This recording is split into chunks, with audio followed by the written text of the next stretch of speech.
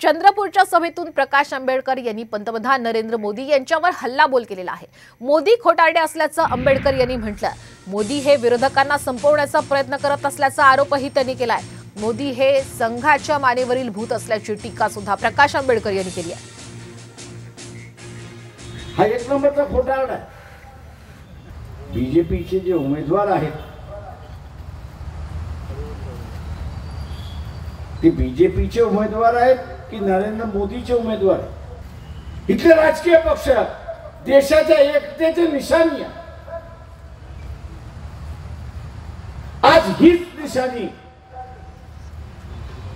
मोदी मिटवायला निघाला हे लक्षात घ्या आणि मोदी फोदी असंच करायला तो निघाला। पक्ष टिकले तर देशाचा एकोपा टिकतो अशी असणारी परिस्थिती आहे आणि म्हणून आता संघानेच निर्णय घेतला पाहिजे आणि सनातनींनीच निर्णय घेतला पाहिजे की त्यांनी मोदीचं हे भूत स्वतःच्या मानेवरनं उतरवायचं का। मी आवाहन केलंय की त्यांनी त्यांच्या मानेवरती बसलेलं जे भूत आहे ते आम्ही उतरवायला निघालेलो आहोत, तेव्हा संघाने त्याच्यामध्ये मदत करावी हे आवाहन आम्ही केलेलं आहे।